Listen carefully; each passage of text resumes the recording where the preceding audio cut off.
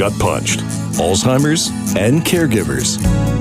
Navigating the insidious illness of Alzheimer's is something nobody asks for. The disease sneaks up on you and your loved one, and it feels like you've been sucker punched in the gut.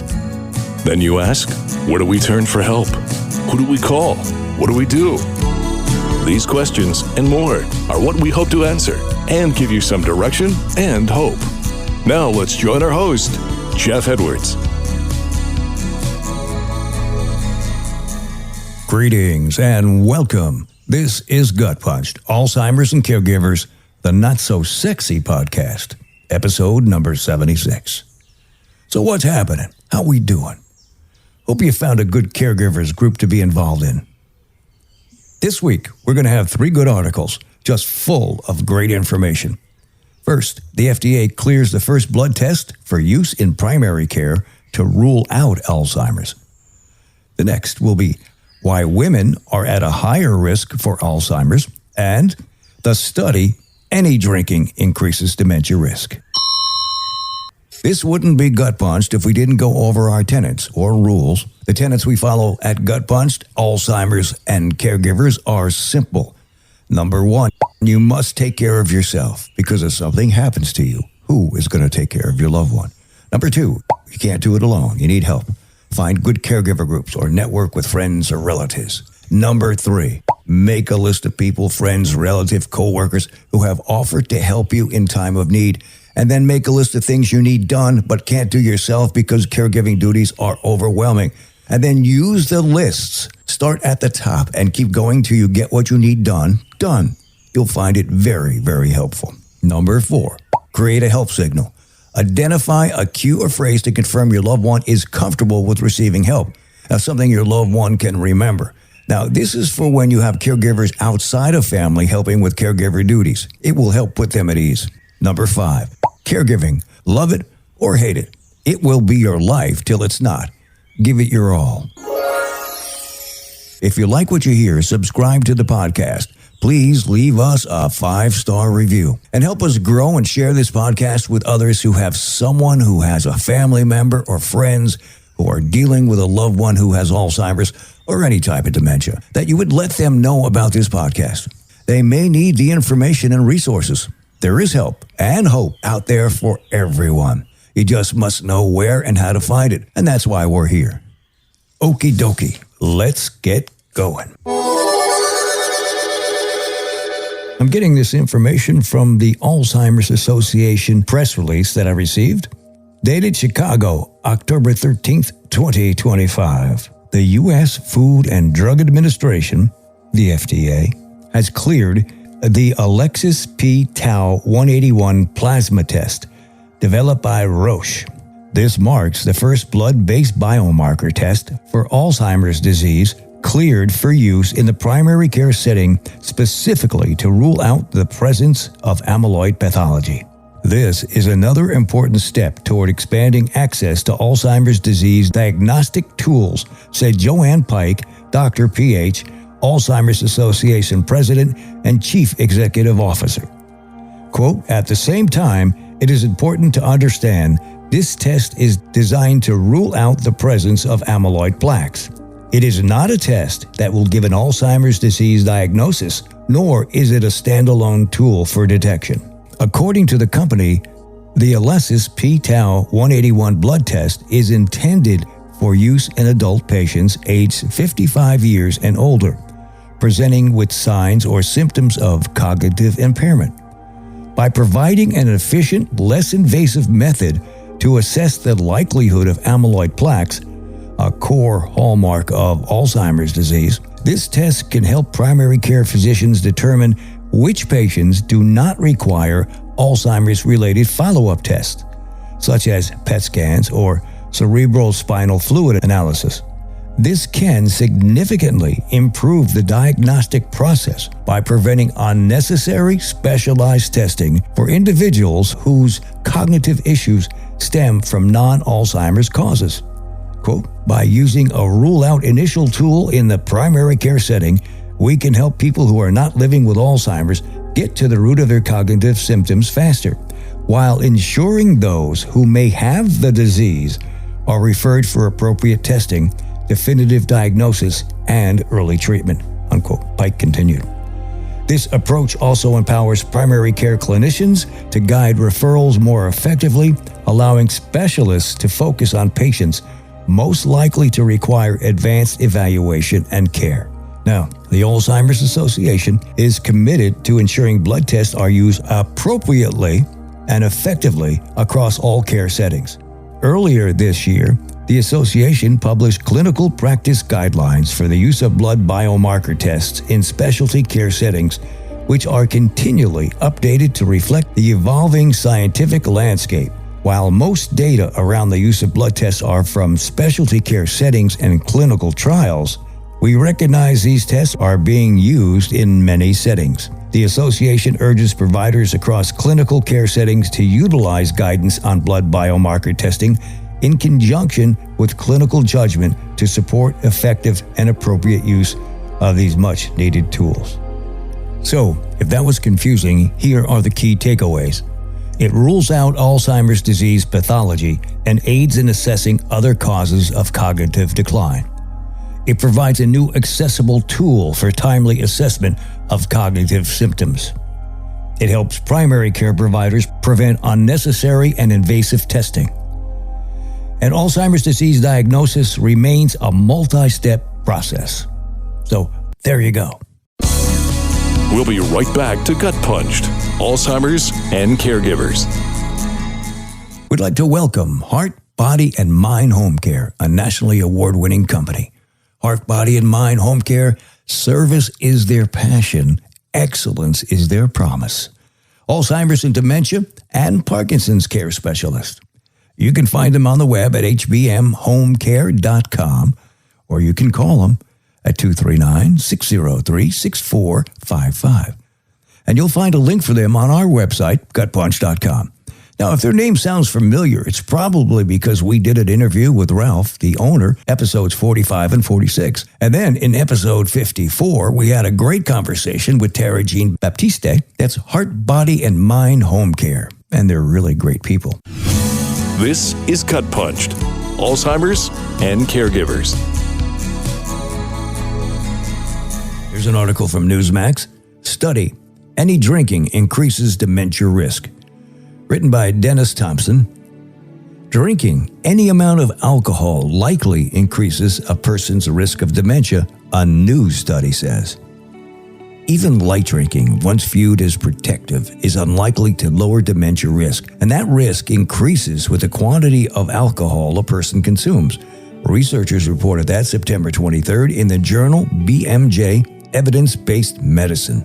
Every additional 1 to 3 drinks a week came with a 15% higher dementia risk, according to the study. The results challenged earlier studies that found a potential protective effect for light drinking against dementia. Researchers noted, quote, "Our study findings support a detrimental effect of all types of alcohol consumption on dementia risk, with no evidence supporting the previously suggested protective effect of moderate drinking," quote, unquote, wrote the research team led by Anya Tapawala, a senior clinical researcher at the University of Oxford in the UK. For the study, researchers analyzed data from nearly 560,000 people participating in 2 large-scale studies in the US and the UK. On average, people were tracked for about 4 years in the US group and 12 years in the UK group. More than 90% of the participants said they drank alcohol, researchers said. Eventually, more than 14,500 people developed dementia. At first, the study results seemed to indicate a protective effect for light drinking. Compared to people who had fewer than 7 drinks a week, there was a 41% higher risk of dementia among both non-drinkers and heavy drinkers who chugged 40 or more drinks a week, researchers found. Alcoholics had a 51% greater risk. However, when researchers accounted for the participants' genetic risk for dementia and alcohol consumption, the results changed. Any level of drinking increased a person's dementia risk once genetics related to alcohol use were considered, with the risk steadily climbing as alcohol consumption grew.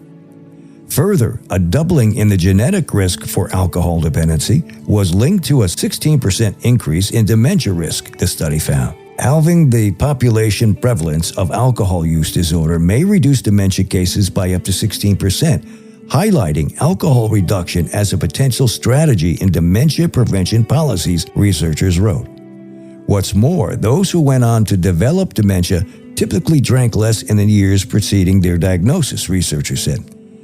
That suggests that the earlier studies suggesting a protective effect had blundered into reverse causation, assuming less drinking protected the brain, when in fact early brain decline led to reduced alcohol consumption. Quote, the pattern of reduced alcohol use before dementia diagnosis observed in our study underscores the complexity of inferring causality from observational data, especially in aging populations, researchers wrote, unquote. Our findings highlight the importance of considering reverse causation and residual confounding in studies of alcohol and dementia, and they suggest that reducing alcohol consumption may be an important strategy for dementia prevention, the team concluded. Very interesting. Found a good article in Newsmax. It's called Why Women Are at a Higher Risk for Alzheimer's Disease, written by Lindsay Allison. Women are twice as likely as men to develop Alzheimer's disease, and new research may have uncovered an important clue as to why. According to the Alzheimer's Association, an estimated 7.2 million Americans aged 65 and older are living with Alzheimer's. Nearly 2/3 of them are women.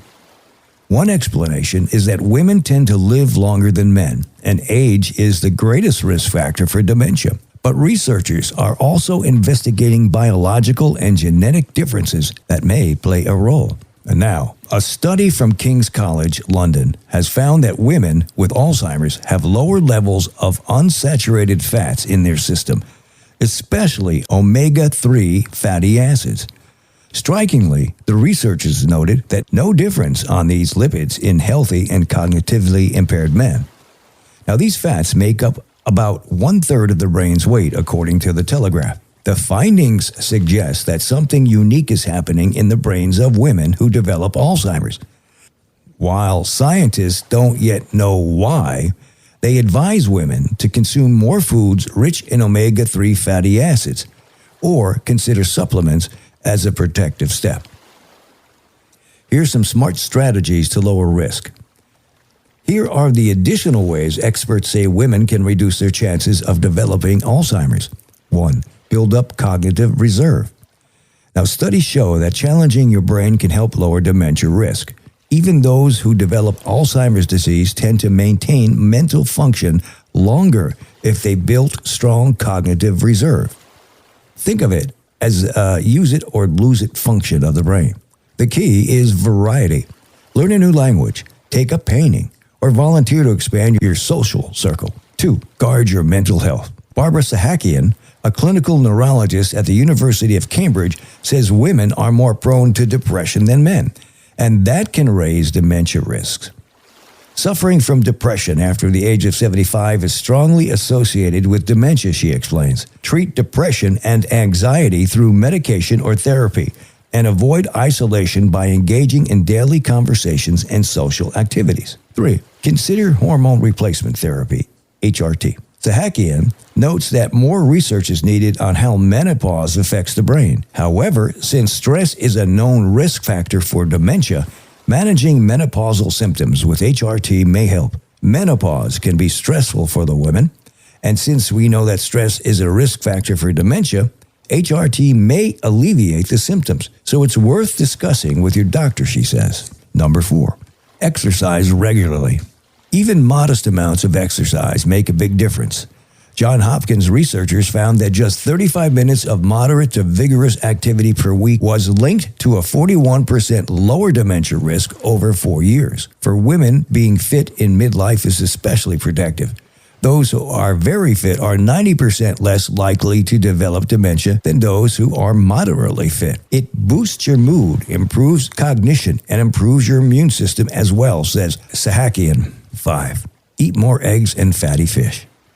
The King's College London findings highlight the importance of diet. aim for oily fish like salmon or mackerel twice a week to get enough omega-3s. If you choose supplements, make sure they contain both DHA and EPA. Eggs are also valuable since they contain phosphocholine, which helps the body use omega-3 more efficiently. And that was why women are at a higher risk for Alzheimer's disease. We'll be right back to Gut Punched, Alzheimer's and Caregivers. In the fight against Alzheimer's, now matters more than ever. Because now we have treatments that could change everything. But now is no time to stop. Now we've got momentum, so now we use it. Now we seize the moment. Now we turn the tide. Now we make a difference and make some noise. Now is the time to get up, get out, and join the movement. At the Alzheimer's Association Walk to End Alzheimer's, held in over 600 communities nationwide, and we need you with us. Because now is the time for hope. Join the fight at alz.org/walk. This is Gut Punched, Alzheimer's and Caregivers.